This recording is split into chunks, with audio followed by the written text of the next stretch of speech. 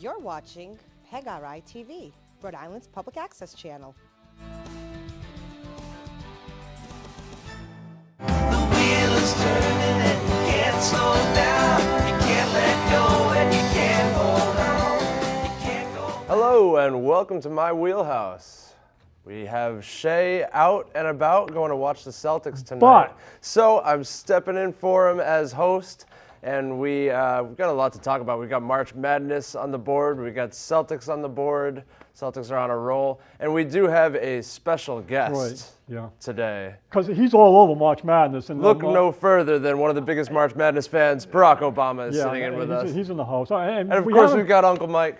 Well, we haven't got his picks yet. He was known. I wonder if the Donald's going to make picks. I haven't got anything from him. He'll probably pick Liberty, some Southern Baptist school or something like that. Donald probably doesn't know much about the teams. He would probably misspeak and call somebody. He's a sports guy. He really talks sports. He knows everything about the Patriots. You would probably think Zion's last name is Duke. I'm not going to say that. I'm not going to get political, but I think the Donald is a sports guy. Well, he did call the CEO. He was a baseball player in college. He called Tim Cook Tim Apple. So but Barack had a nice left-hand jump. He used to kick his feet up backwards when he took his jump shot. Arnie Duncan, his Secretary of Education, he was the captain of Harvard. And they used to play. He's known for basketball. Played a lot. Absolutely, yeah. His Michelle's brother was the coach of Oregon. He used to pick Oregon every year. Would you say Barack was the best basketball player in presidential history? That I know of. I don't know who to think of. I guess there was some golfers. I don't know. Gerald Ford was all Big Ten football. Okay. Yeah. University of Michigan, but not basketball. Yeah, Barack's about 6'1", pretty good handle. Nice to have that left-hand touch. Yeah. He started for his high school team. I'd run with him. Still plays. Give him that. He's got to be a junkie to still play when you're in good shape. 50. Yeah, absolutely. Keeps him young. So let's get to the board. Okay. Got big shoes to fill this week. Oh, we're going right. We're skipping right through everything and heading right to the Final Four. Right to the Final Four pick. Why not? Go ahead. All right. So, well, just to give a brief overview of what the brackets sort of came out to, Duke, of course, #1 seed. They're in the East. And that wasn't predetermined either. They had a win there. They really had to beat North Carolina to get in. And I would say a week before, if you had picked your Final Four a week before, it was significantly different than it ended up being. And Duke was on the outside, and they ended up being the #1, top one It was seed. kind of interesting to think about because we've seen them go down against UNC twice, but that was without Zion. Yep. So you're thinking, how are they going to actually do this if Duke loses in the conference championship? There's no way they can give them a 1 seed. They weren't going to give There's them no way. Even if Zion played half the game, they would still have to give UNC the 1 seed, and Duke would probably be a #2. But yeah, Duke #1 since they did prevail over UNC in the ACC, and then who did they beat to win the whole thing? Who? Duke. They beat North Carolina in the final. In the final, yeah, okay, all right. And Gonzaga in the West I'm is the sorry. one. They beat Florida State in the final. Florida State, yes. That's right. Because Florida State did play a very tough game against Virginia. They played an outstanding game against Virginia. Absolutely, they played a very physical game. Virginia, not to be outdone, is #1 in the South. You know where I am. Absolutely. I know this is a big year for us, and I've been a Virginia fan since my daughter Cassidy went to Darden School of Business at the University of Virginia. We bought a condo down there, and it was Tony Bennett's first year. And we plugged in. They also had Jimmy Barron from the coach. URI's coach was on Tony Bennett's first team down there. I followed him steadily for 8 years. I think we're poised and ready. We're healthy. It doesn't bother me that we lost to Florida State. I'd almost like to get that out of the way and move forward. Kudos to Vermont for beating UMBC. But the last thing I want to see is UMBC, even in the tournament again this year. I don't even want that to be a story, although I'm sure everybody in the country knows there's only one team that lost to a 16 seed. But hopefully we can put that behind us. I'm just wearing that. I think Virginia's got a good draw. It's got a good path. Out of all the #1 seeds, I think the South is set up the best for Virginia. They've got maybe Ole Miss. Even Wisconsin and Kansas State. I think they've got an easy path to the Elite Eight. But you But do no, have yeah. Purdue and Villanova that could make some noise, and of course Tennessee has played a great year. They can really score, They've and been they, kicked a couple times, and it's pretty disappointing that they lost in their final because they would have been a number 1 seed if they didn't get beaten by Auburn. Auburn beat them in their SEC final. I know they're up and down. I think that the other number 1 seeds. I think Duke is definitely going to. They got Michigan State on their side, and that's going to be a. I'm sorry, they got Michigan on their side, and I'm picking Michigan to get to the Final Four. So when I pick my Final Four, I'm still all over. When I look at this, like I get overwhelmed with them. All of a sudden, you got 68 teams. You got to find the stuff about 68 teams. And to be honest with you, I watch Clark Kellogg do the show, and he drives me nuts because he's like my Doris Burke on that side of the on that side. He just continually saying stuff that he makes try to sound so grandiose, and it's just routine stuff that he's throwing out there. And I said, I'm not going to buy into this. I got to be honest, I don't know these 68 teams. I haven't watched 68 teams. I couldn't tell you what Ole Miss has got for a team. I can only plug into the teams that I know the best and the teams that I follow, and I'm going to stick with that as I'm I picking could see teams. him admitting that about the 12, 13 seeds, but talking about the 8 and 9 seeds, you'd think he would know what he's he talking doesn't about. admit it. I admit it myself. Oh, yeah, you admit it. Okay. Clark Kellogg, he wouldn't admit it. No, he'll tell you, this guy's, watch out for this team, and you say, he doesn't know what the hell. Anyways. Yeah, he probably just reads the 2-second synopses of the teams. I think Michigan State is, with their coaching, their style of play seems to really translate to the NCAA every year. They get that Draymond Green mentality that they constantly. It's like these coaches, they recruit players in that reflect their personalities so strongly. And Michigan State reflects Tom Izzo. They're another hard, lunch bucket team that comes and slugs it out. Very difficult. I think they're going to the Final Four on that with Michigan, and I think they play Michigan for a 4th time. I was going to say, it's pretty exciting to think about Michigan and Michigan State facing off. I am a little bummed out that Michigan State seems to have got the worst draw out of the Michigan and Michigan State pair. Yeah, you would think because that. Didn't Michigan State take care of Michigan in the regular season?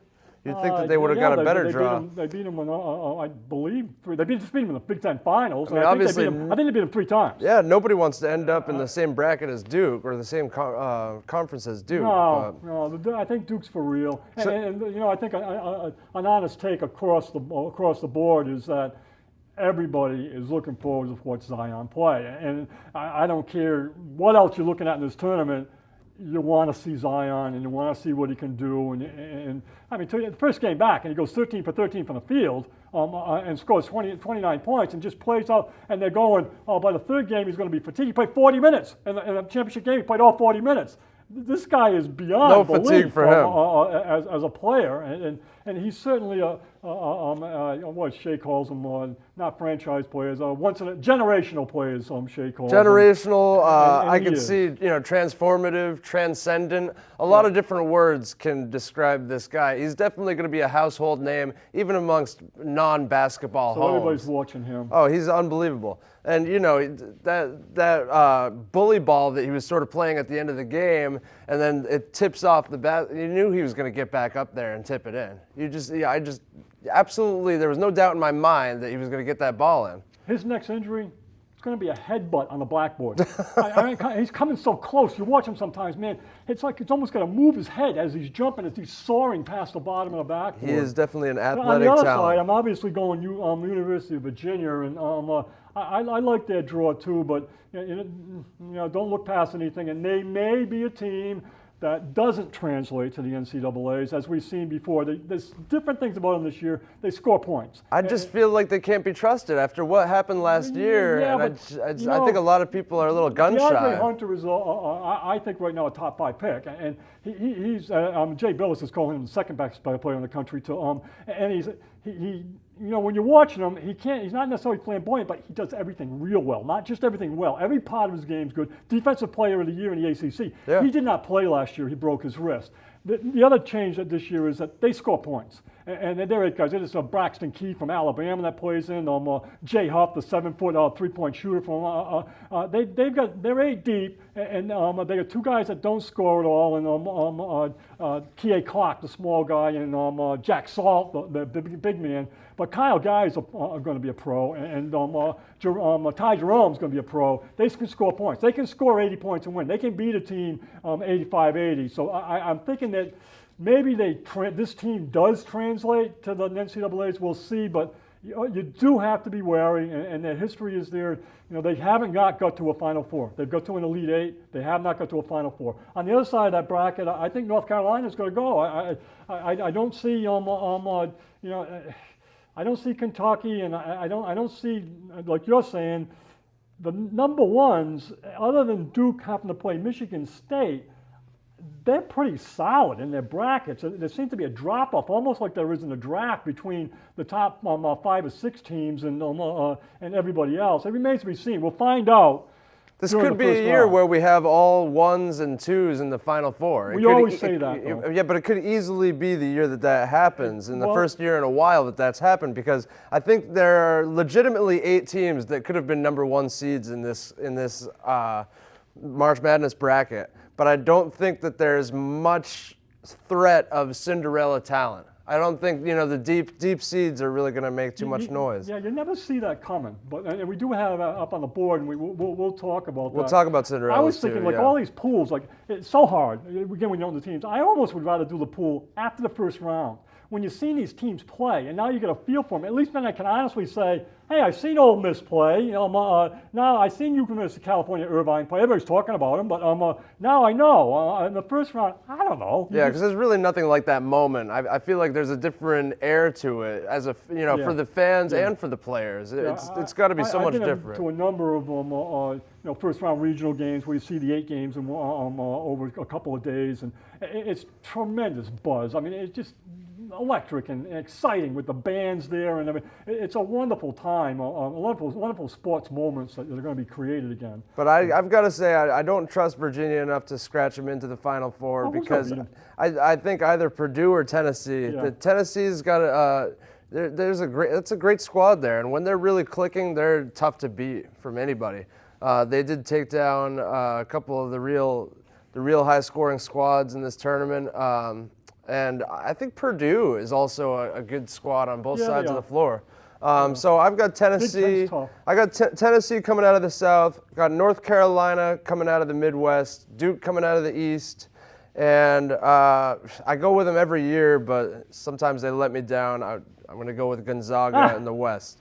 I do think Texas Tech could make a run, though. Texas Tech, look out. Everybody's darling. Not that many people know I'm waiting about to see them, too. I really haven't seen them. A lot of people talking about them. I mean, Gonzaga is, I believe, 56th in strength of schedule, and you got to hold that against them constantly. And there's not much west of the Mississippi. There's not a lot of strength. I mean, you're actually looking at a team like Houston as good as team as any team in the country. There's not a lot out there, and the pack, the teams in California, and there's just not a lot of strength. So why do you think they get a number 1 seed so often? Well, I think they probably deserve number 1 seeds in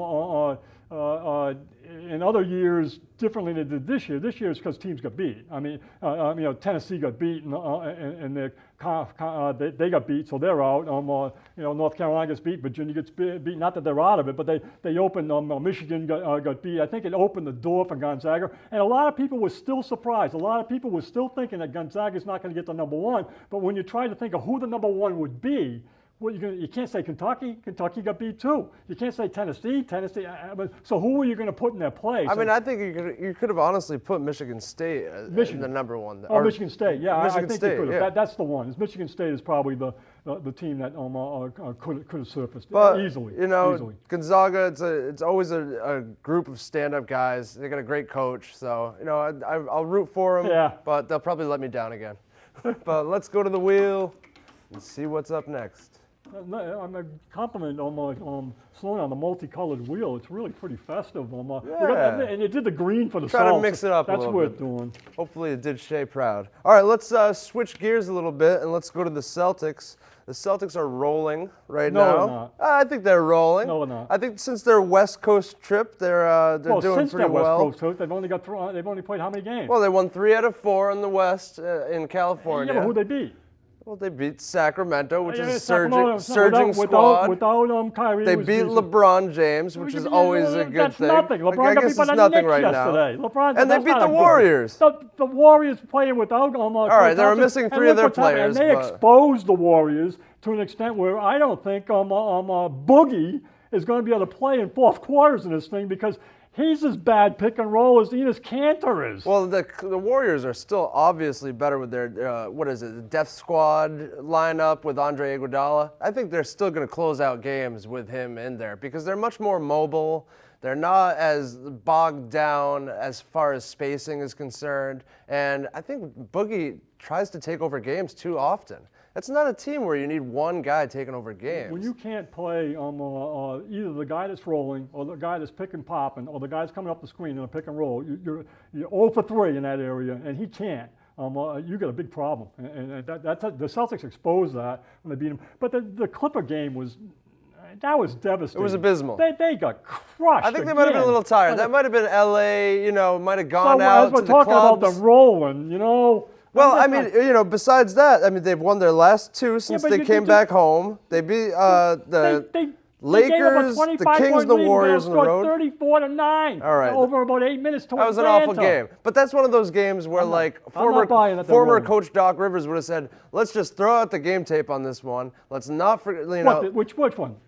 on the game where they got blown out by the Clippers. I think But they got blown out last time by the Clippers. Recovered from 28 points and beat them last time. It's looking to me as though the Clippers were a better team. Well, the Clippers are playing really, are. motivated They are. ball right now. Lou Williams is playing like a bench MVP. He was scoring at will. He was slashing to the hoop. I don't think their transition defense was apparent at all in that game. They looked unmotivated. They looked tired. That's an understatement. But transition you'll still take 3 out of 4 in California, though. their transition defense is the worst in the NBA since the All-Star break. And They're not playing the best 3-point defense either, which is not So good now going into the as playoffs. We're talking about a team that on a roll. You're going to say these things. There's things that I'm seeing, and one thing that I'm seeing consistently with them is that their run is not hard. And when I look at other teams, teams are constantly running harder than they're running. Why don't they run hard? And they've got here's another game tonight where they're creeping right up on Indiana. Indiana's playing tonight. They can catch Indiana if they win. When they're losing games with opportunities to move forward, and they're not grabbing the situation. One of the biggest things is that they're playing the same way regardless. They stop playing in situations. And if you look at Brad's history, that team before, when he first came here, they played the same, regardless of the situation. Down 10, up 10, they always were playing the same way last year. This year, things happen. When they're up by 25, they no longer play the game the same way, and teams get in. And I always have to qualify anything I say about Brad and Danny Ainge because I believe in them so much. And with Brad, There's a lot of buts I this think year. last game when you saw that 34-9 run, that I'm thinking Brad saying I don't do anything seat of the pants. I'm thinking that maybe he should be doing some things seat of the pants. Yeah. And when he sees things happening like 34-9, that he needs to step in during that run and make a change immediately. And he can't get, but it's the way he coaches players. Yeah, he is notorious this year for not calling timeouts during big runs. He And a did. lot of people have been critical of that. I've been critical of that myself. But not only that, And they've given up more points in the third quarter than any other playoff team has given up in the third quarter. But It's they're on a roll. unbelievable how little they are doing out of the gate after halftime. It's you gotta terrible. accept that they constantly get lost in their success. If they're playing well, they get trapped by the success of playing well, and then they take it for granted. And I think right now you're going to say that, it turns into adversity for them all the time. When they're playing well, it turns to bad constantly. And with 10 games, 12 games left to go, I think this is what we got. Yeah, they're one full game back of the Pacers, so you still have hope that they can take over that 4th seed. There's about a month left, maybe a little under a month left of basketball before the playoffs. I think they will still take that 4 seed over and at least have home court, because otherwise they're going to have a little bit of trouble. I think even against the Pacers. Pacers are playing very good team basketball. They are. And every single tough player team. in the Pacers rotation could play for another playoff team. And that's a good point. And I think that's to my point that you watch Indiana and say, man, that team runs hard. And they constantly come at you all the time. And the Celtics don't. But I think everybody, most of the people out there that are analyzing this, Cedric Maxwell, Tommy Heinsohn, they're saying it's really not the seed right now. It's how you're playing. And if they're not going to play different than what they are right now, it doesn't bode well. Well, I like what I'm seeing out of Jaylen Brown. He's awesome. really stepped up. He's found his touch. I'm a little worried about Gordon Hayward. He's got the neck injury. And it's a concussion. And he was just starting to play a little bit better. Again, I think he's a big key. He's a big key to their success. He really is. They're not going to win 3 out of 4 in California without him. You know, I think it was just starting to shape up with that bench with attitude that we had at the beginning of the season that really didn't materialize. All of a sudden, with Hayward and Brown and Rozier and Baines, we were starting to see a bench that was very, very effective. Is Gordon Hayward snake bit at this point? It's horrible what he's going through. You know, he hurts the other ankles right after during the All-Star break, scrimmaging with Semi Ojeleye, and he's playing really well going into that. And he comes out, it takes him 4 or 5 games to recover from that and get going again, gets rolling again, and things are going well. Everything's looking good. And I thought that was nasty. I thought that when that virtually knocked him out instantaneously. That wasn't, let's see if there's something wrong with this guy. He was dazed and confused, to quote Led Zeppelin, right off that smack. I mean, he went in and he jolted from it. He knew he had something wrong. And you got to question, what is NBA concussion protocol? Because he's in that right now. He's going to pass some tests before he can play. It'll be a couple games, I'm sure. So a couple games, you got to worry right now that they don't. And then it takes them a couple more. We don't games. know what to expect. It could mean really that Jaylen really breaks bad. out, Yes. which would be great for the short term, but would kind of be a complication for the long term. What beautiful shooting! When he hit the 3 in a row the game before last, and then he hit another. I mean, they're splashed, a really good form, and he continues to take us to the hole. He was hitting timely threes that were breaking up long spans, of the other team succeeding. A 9-0 run, all of a sudden he hits a big 3, then it turns the tables against the Kings in the last game. Before the season, we were kind of analyzing who would be the 6th man in Celtics tradition, and the great 6 men they've had: Frank Ramsey, Paul Silas, John Havlicek, and maybe Tatum would have been the guy, or could it be Rozier or Marcus Morris? It ends up being that Jaylen Brown fits that role quite well. He comes in with his motor running, ready to play, taking it right, driving it. I think he's building confidence. I think it's reflected now on his defensive end, because he's really starting to handcuff guys on defense, get his hands on things, create loose balls, pursue things. Everything's good about Jaylen Brown right now, and that would be nice to see. He's so smooth, too. It seems like he never lets the moment get him too riled up. He's always got that composure, and he's always, just like you said, he's ready to go, ready to roll. Another question mark would be Al Horford, and if he's having knee problems that were, I think one thing in that 34-9 run is Brad really wanted to rest his regulars with the 2 games that are coming up this week. They've got Denver. Oh, yeah, he was in the locker room with Hayward, and then had to come back out. Who, Horford? Yeah, with his knee. And he was cold as ice when he came back out. I mean, he was in the locker room for almost 25, 30 minutes. I didn't notice that. And they brought him back out, and he couldn't hit anything. He's having issues. And there was no air in his jump shot at all, and he's really not scoring in the post. He's vital, and he at times not playing well, but we're certainly depending on him for the playoffs, and he's somebody that matches up with key players that we're going to be playing against defensively. We need Al Horford, and you got to question that he's had a tough time with his knees this year, that maybe we may have some injury problems on this team. Absolutely. They're talking about resting him probably 4 games in the last. We can't talk about the Celtics without mentioning that Kyrie Irving was 1 assist away from 2 triple-doubles in a row. And he had only had 1 other in his career. That was odd. It's amazing,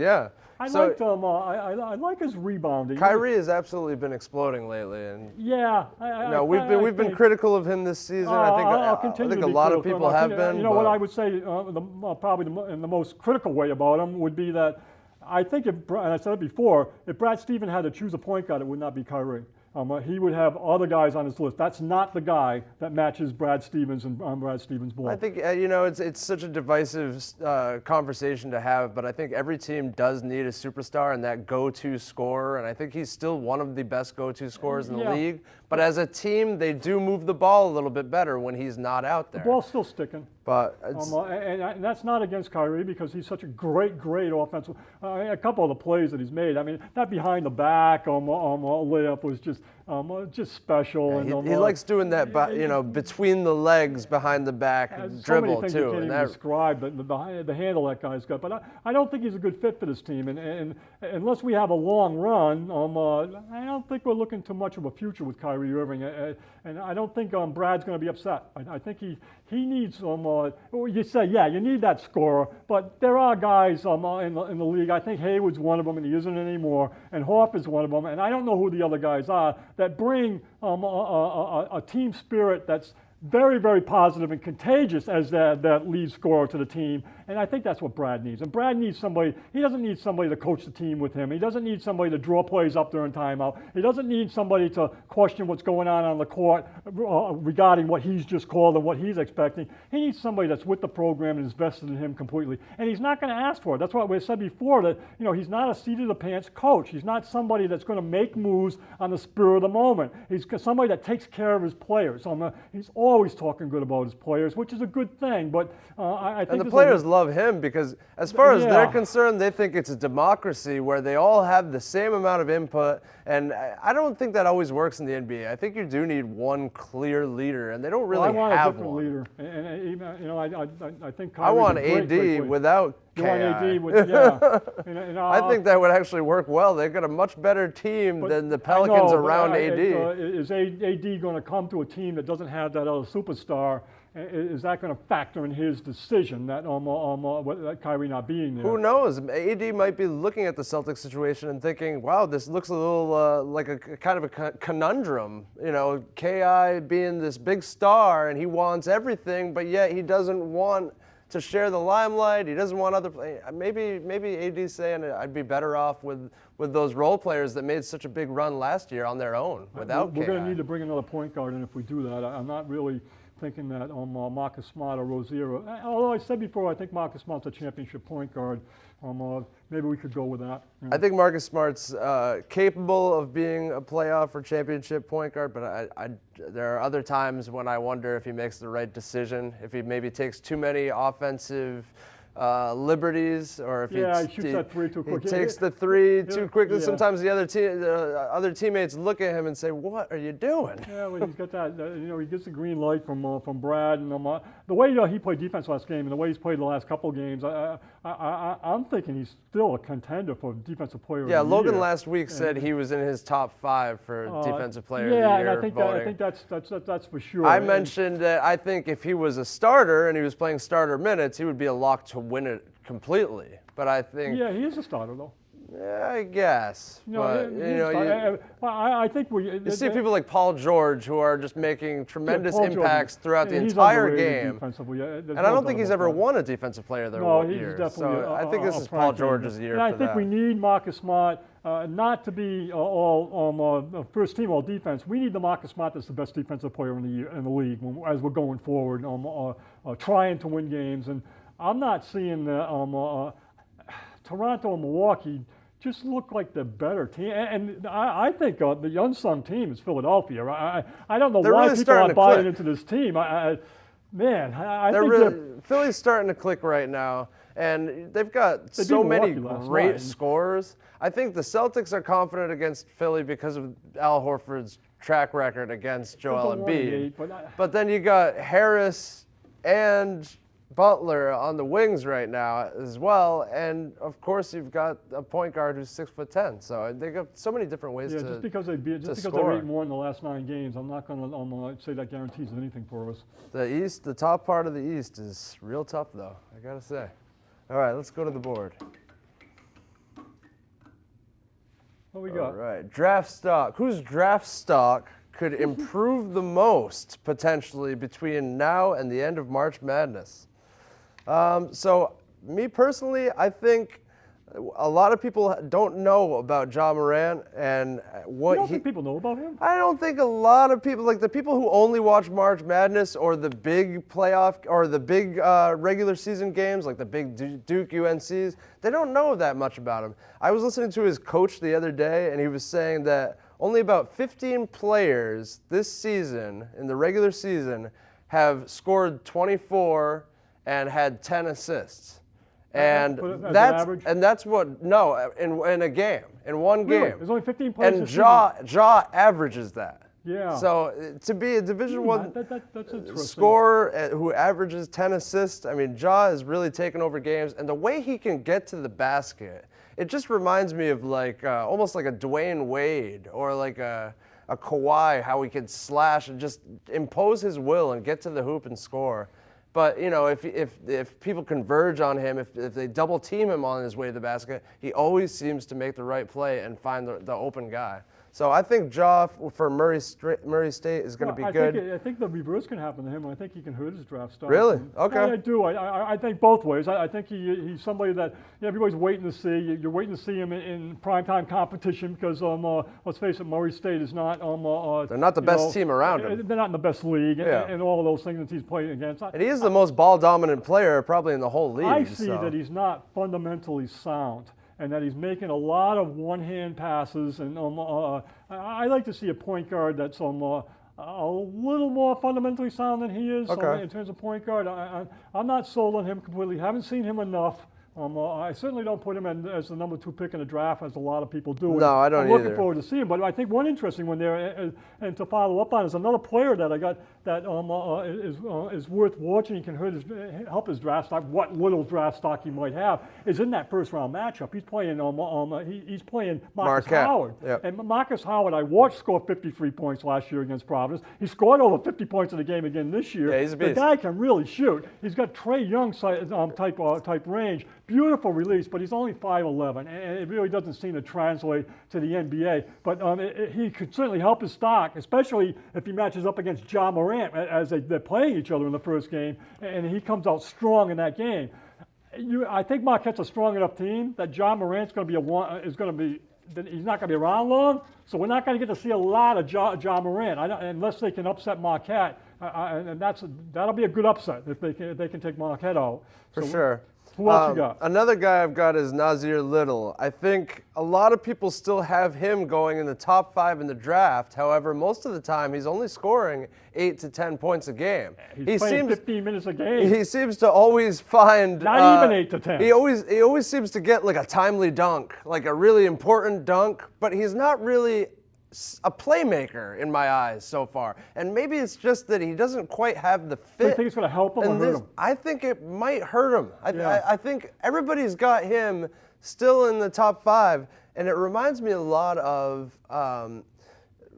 who came out of Washington last year, was drafted by Philly, and was the number 1. Markelle Fultz. Markelle Fultz. Yeah. He was number 1 projected year in and year out. They didn't even make the March Madness tournament, and yet he was still drafted first. And now we see why that was a terrible idea to just go with the pundits and keep him at number 1. He shouldn't have been the number 1 pick. No, well, and I don't think he shouldn't have been. But I don't think Nasir he's Little potentially more, but I guess I don't think Nasir Little should be a top 5 Well, pick. I think you know what I would add to that, and it just occurred to me, but I think it's something that's consistent with what we're seeing in across the board in basketball these days, is that everybody that knows what they're looking at has seen these players play in AAU at a level. They've seen him play with Zion. They've seen him play against the best players in the country. They don't need to see him play in college 15 minutes, or even it's like that's what you see from the same thing with Cam Reddish. I mean, he's in and out. There's other guys that are out there too that are rated lottery picks that aren't doing very much because they're not playing up. But it seems like they have such a clear read on these guys from their AAU experiences and the level of competition they're playing at the highest level of AAU that they already know. When you go years back, like we'll talk about our favorite moments sometimes, and I wrote an article for Shea. Shea asked us to write something for him, and one of them, when you look back at a team like on the 1973 Providence College Friars, and you go all the way back there. There was no AAU ball. These guys, you had no idea whether Marvin Barnes could play with Bill Walton. You had no idea whether Ernie DeGuerra would play with anybody, and you were kind of analyzing it right there. And if you were buried on a team like that, like Nazir Little is, getting 12 minutes a game and scoring 6 or 7 points, nobody's thinking of you as a lottery pick. But in this day and age, because they've already seen you play at a level with all the best players in the country. They've seen you play J.R. Barrett. They've seen you on the court. They've seen you play. They know how you compete at that level already before they're even in college. Yeah, but still, you want him to make some playmaking moments before you just, put him up on the throne of the top 5 players and put him in the NBA. I just don't know if he's ready for that next level. Reddish. I don't think he showed enough. There's other guys. You got any other guys or? Well, I think Keldon Johnson from Kentucky has really sort of put himself into the top 10 discussion for mock drafts. And, just the fact that he can get to the line so easily. He's been grabbing up rebounds as a guard. That's just a great thing to be able to do. And he just looks like he can take over games in important parts of games. And Kentucky draws pretty rough opponents as far as 2 seed is concerned.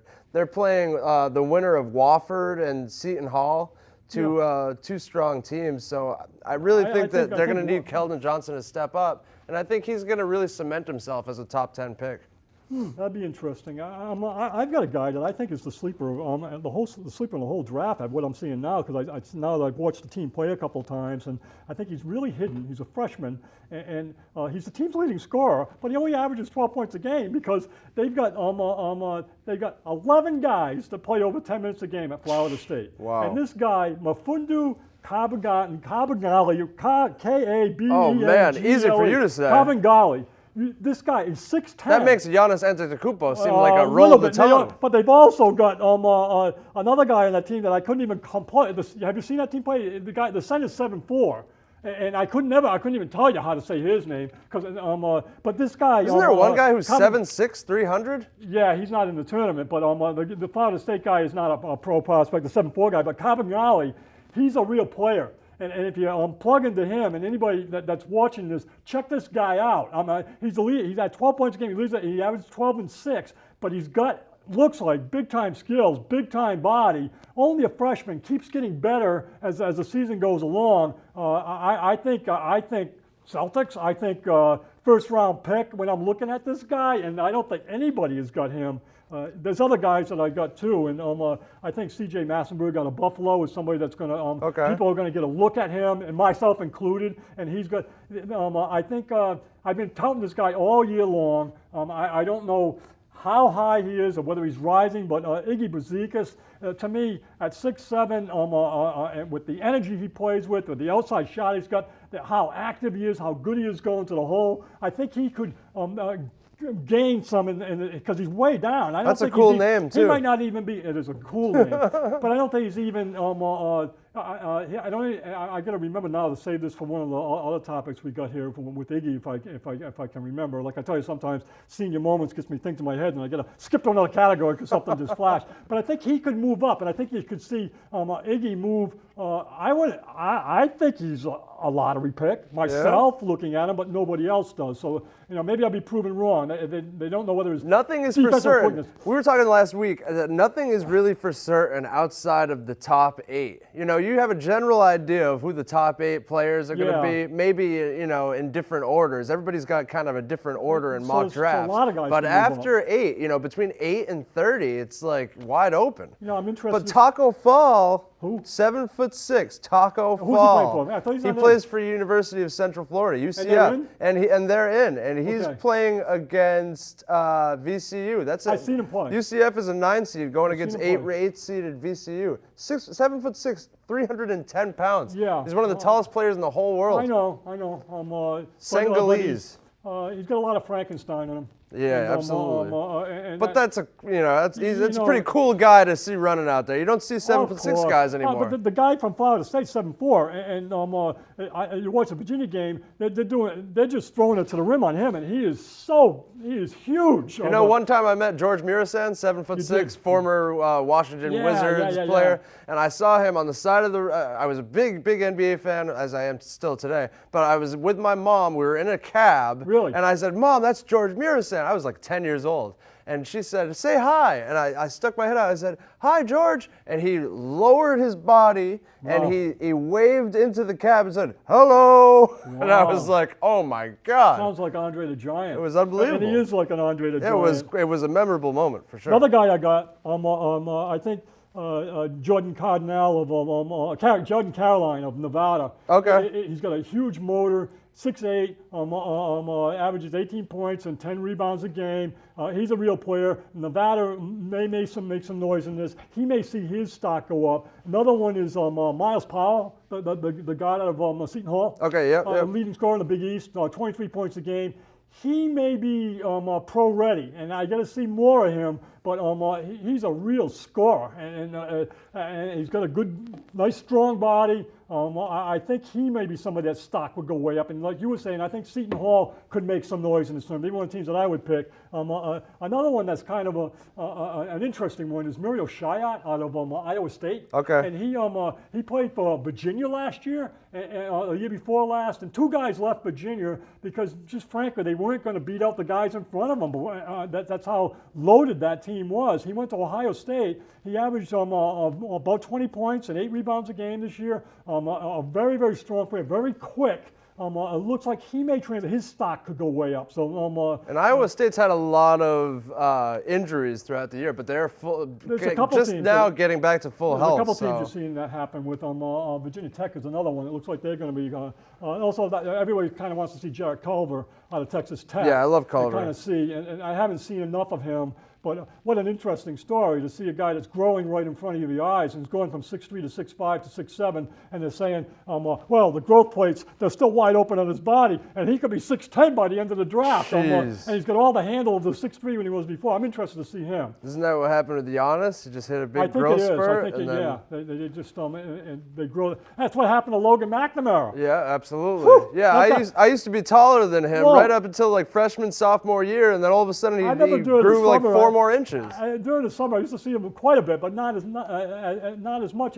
And he virtually grew 6 inches in front of my eyes over a couple of weeks. It was like, yeah. It kind of stunk as somebody that was right around his age because I'm like, all right, small. we're the same forward. Now all of a sudden he's rocketed up. Ends up being 6'6". It got really tough to score on. Let's just parlay that into our favorite must-watch first-round matchups. Okay. Because we were kind of touching on intriguing first-rounders there. You did mention Wofford. Wofford easily the best mid-major school in the country this year. I don't agree. Oh, geez, I think they've been. I think they've been just a pleasure to watch. What I've seen of them. A lot. But what do you find a pleasure to watch, Will? I just think when they're clicking, it's really flowing, and I think their transition game is real strong. I was looking. I was excited. I think it's going to be a must-watch first round. I was excited about that team, and I watched them play a couple times because I watched them last year a little bit. And Fletcher McGee, if you're not familiar with him, he's going to set. He's 2 3-pointers away from the all-time NCAA record for most threes made. He's already passed Steph Curry. I think for a season, and now for his career, he can. So I was really intrigued watching him, and I watched him for a couple games. I now think he's the most overrated guy in the country, and I think he's not even Jim or Fredette in terms. He has to shoot so fast it's ridiculous because his athleticism does not allow him to get a rhythmic shot off that looks any good. He is shooting virtually, throwing the ball without even looking at it. And yes, he does make them, but there's no way that, in my mind, and I can be wrong, that translates to the NBA. And he's their 20-point scorer. He's their big scorer. If you get up on this guy, Hey, you got Jokic has had a couple of game winners where it looks like he's just throwing it up, and that works. Jokic has got a lot more talents. This guy's a 6'4" guard that cannot put it on the floor because he's slow and mechanical, and he's shooting coming off screens where guys can stick to him like glue without a problem. So you can stay with Fletcher McGee. I don't think Wolford. I think and a lot of people are touting that team. I'm not with that team. Shea was big on Wofford too. Shea texted me. I was until I watched. Shea texted me last night that he was upset that Wofford got a bad draw in the tournament. Yeah. They got Seton Hall, which is not Seton Hall can be a little inconsistent, but they're still when they're playing to their potential. That's a tough team to beat. And then of course they got Kentucky in the second round if they even make it there. I think I don't know whether I've watched Wofford play two complete games now, and I don't know whether Shea has either. And it's kind of revealed to me they were way behind in one game and they came back and won in their conference thing, but they really should have got beat. And all the things I just said about Fletcher McGee.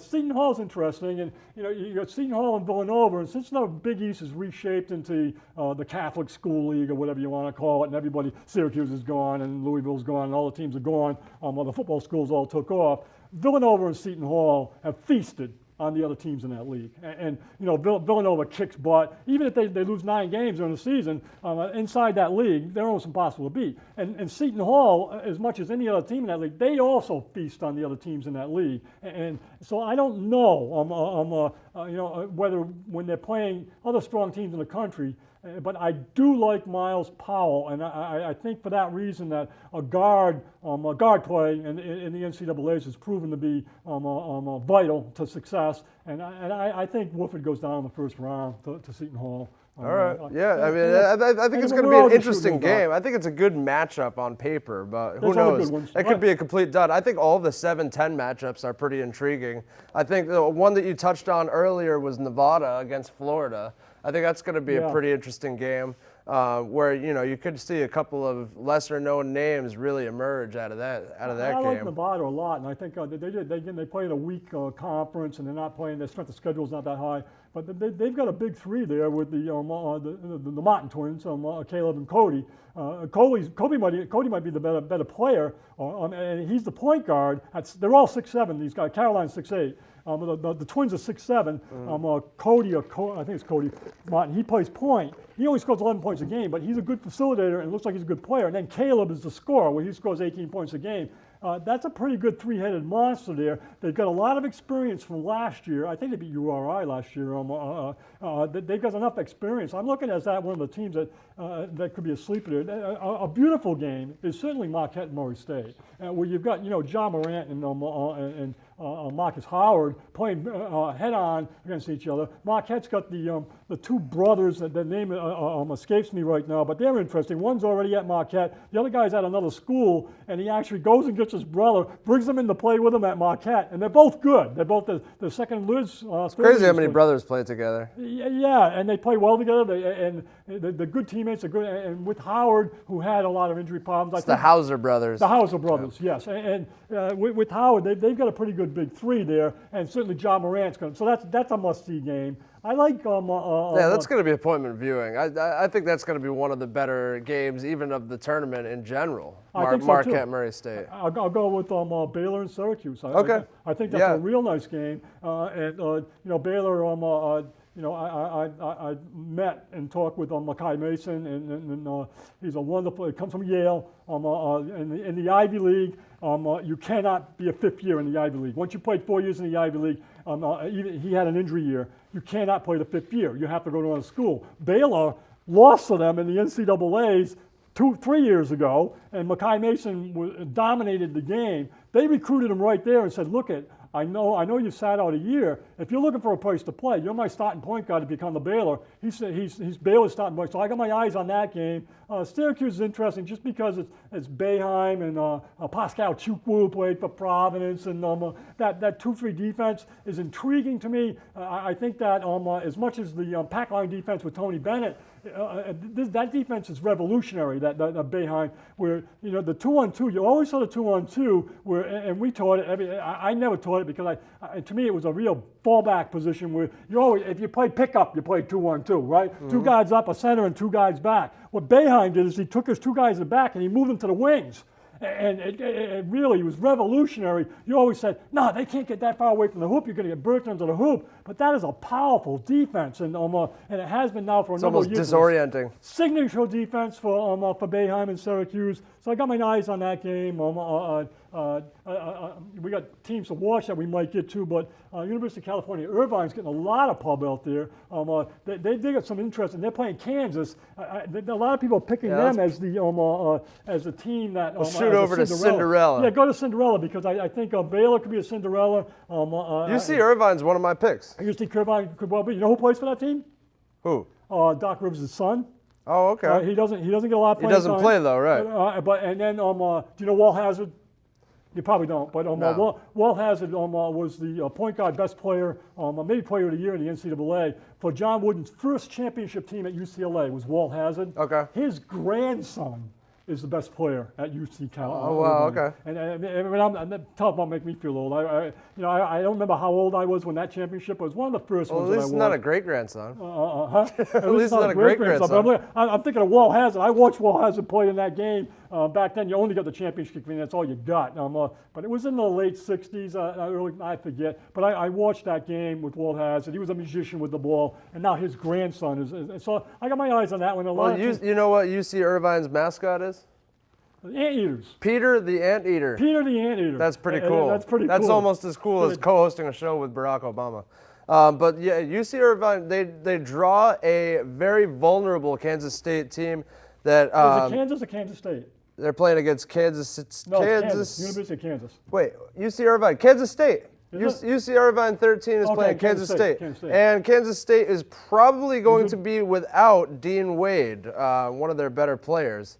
And then after that, they got Wisconsin and Oregon, which are not exactly the toughest draws.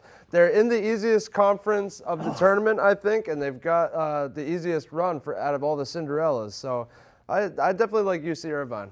They're one of my picks for Matt's pool. I think a lot of people are on them. I like Iowa State because of Muriel Shiat, and I followed his career. I think they won their league championship. And they're playing a very inconsistent Ohio State team. So. Yep, Buffalo is certainly a potential Cinderella team. I don't know if Nevada is really a Cinderella team or not, and I don't know if this team's a Cinderella team or not. But I say watch out for Virginia Tech because Virginia Tech has played some very, very strong games without their best player.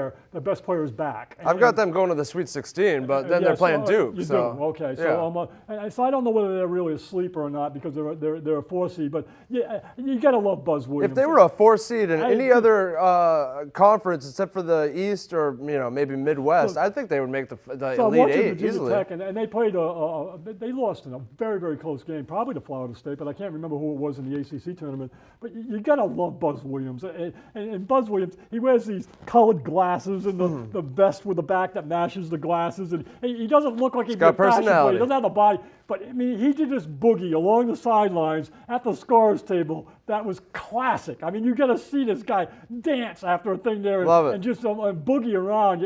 I like that guy a lot. That doesn't work for everybody, that kind of persona. Well, yeah, but he seems to wear it well. I think he wears it well. So I kind of look for them too. You talked earlier about Vermont. Vermont could, if they play a physical game, they could take over Florida State. They got a problem there. But that's a tough matchup. Again, I'm just very, very grateful that Vermont beat UMBC because I wanted them out of the tournament. I didn't want anybody talking about after what happened last year. I'm not looking to relive that in any way, shape, or form. And there are people like Cassidy, my daughter, was just at a business a couple of days in Boston, and people from all over the country join her in this thing. And one of them was saying, you watch, UMBC is going to get in, they're going to beat Vermont. And the NCAA, they smell this. They're matching them again. Poor Uncle Mike. You had UMBC PTSD. And they're going to play Vermont. They're going to play UVA again. And I'm saying, whoa, I don't even want to hear people talking about that. But I think Vermont's got a big problem. Big is the word. And there's no way, size-wise, they match up with Florida State. Florida State has got the guy I just said, Kamigali, and the center at 7'4", and then he's 6'10". They are big, Yeah. and they're big across the board. They're tough, they're strong. I can't see how Vermont could match up possibly with Florida State. And I think I would like to see Vermont go forward. I'd like them to be a sleeper, but I think Florida's Speaking of Boston, how about Northeastern? They've been Maybe. playing really good ball. I mean, Yeah. they've been playing inspired we're ball. not really seeing, you don't usually see teams coming out of Massachusetts. We're you known. see no teams coming. Our home state is known for academics, but not so much what's basketball. the last Massachusetts team to win the NCAA championship? Yeah, you're not going to get it. So. It's never happened. Yes, it has. Yes, it has. It has? Happened once. Oh, Harvard? No, they've never And this won. is back when Boston College? the NCAA and the NIT were virtually equal at this point. And it was almost like if, the NIT, they almost carried equal weight. I'll always look at the NCAA champion. But Bob Cousy, Holy Cross, I believe wow, it's okay. 1957. Wow. They won the national championship. And I think they're the wild. only mass team. And really, My wife used to live 2 blocks away from Bob Cousy in Worcester. yeah, he's still living in Worcester. Loves Worcester. He's right near Assumption College, and you don't see any New England team. I don't count Connecticut as a New England team. I call them as a New York team almost. Too many Yankee fans. Yeah, it's kind of in the middle, which I don't leans know more whether New I count York. them, but other than them, I don't think when are you going to see and that makes it hard for fans in this area to match up. That's why I'm so thankful that I got University of Virginia because I'm vested. I'm all over this. One of the good things about having kids, you can root for their colleges once they go. All right, let's see what we get here. What do we got? We don't have much left. You want so to we do can just... you want to do the Russ and the fans? Let's do Russ and the fans. Yeah, let's talk briefly about this. I Of got course, more Russ to had agree another negative interaction with fans in Utah. He claimed after the game that the fan told him, "Get back on your knees," or something of that sort, and he was screaming, "I'm going to kick your you-know-what." No, I'm going to F you up and your wife too. Yeah, even worse. But, I gave you the certainly- PG version, but the fan has There's been... a lot of PG version on this topic. The fan will no longer be able to attend basketball games And in rightly Utah. so. They checked his social media But accounts. don't we just hope, and we've only got a couple minutes left, but don't we just hope that Russ can just eventually realize that not everyone can be a winner. Not everybody's classy. Sometimes you're going to get people yelling stuff at you. Yeah. Just tune it out, just Well, like the to rest of me, us do. Maybe we'll talk about this more another time, but to me, it's a big topic of a conversation. And I really can't. I think fans, it works both ways. I think there's a lot of hypocrisy out there in terms of what people are allowed to say and what people aren't allowed to say. But this guy has got racial taunts on his social. The N-word is being used towards people. I think you got to focus on this guy, and that is crossing the line. So that there is a line there, and when you cross it, Russell Westbrook does how rabid he is. He batted the cell phone out of the fan's hand last year. He's got his 6 I feet. think he's He such got an suspended. intense guy, and he's such He a is. dominant guy, and he plays with And- such passion But, that's you why know, he's so kind of falls victim aren't to those it. exactly the guys that you hoot and holler at? I mean, Yeah. talk to Dylan sometime, Shay's brother, and how him and I treated Antoine Walker. I mean, I've seen Dylan But heckle. it was always versus the game. He hit the 3. And he'd do his wiggle instead of getting back on D. And I'd holler out, get back on D! yeah. And as loud as you could, and I see his entourage turn around and look up at me and stuff, even back then. But isn't that, when you're a fan, you're looking for those vulnerable guys. You're looking for those guys that have got rabbit ears and can hear stuff. Until he it is. proves that he can tune it out, I don't think it's going to stop. How much time we got? Almost done? We got 1 minute. Well, 1 minute is not going to do what I would need to do. So on one this final topic. thought on your favorite NCAA March Madness moment in history. I'll go Rick Pitino's PC Friars all the way to the Final Four with Billy Donovan as the point guard. Classic. Absolutely. I'm thinking when NC State beat Houston, 1984. That's on my list. I've watched that on the classics many times. Obviously, it's before my time, but that was quite the game. Akeem and Clyde Drexler and the putback by Lorenzo Charles and Jimmy Valverde And the running fact around that looking for a hug. nobody saw And it Barack coming. was I'm sorry, Barack. Sorry, I but, think I'm taller But than Shay, Barack. I hope we did you think proud. that'd be a So tough match, we'll but I see think you I can next week. handle 'em. We'll talk more about March Madness, and we'll hope the Celtics roll. All right, guys. Can't slow down.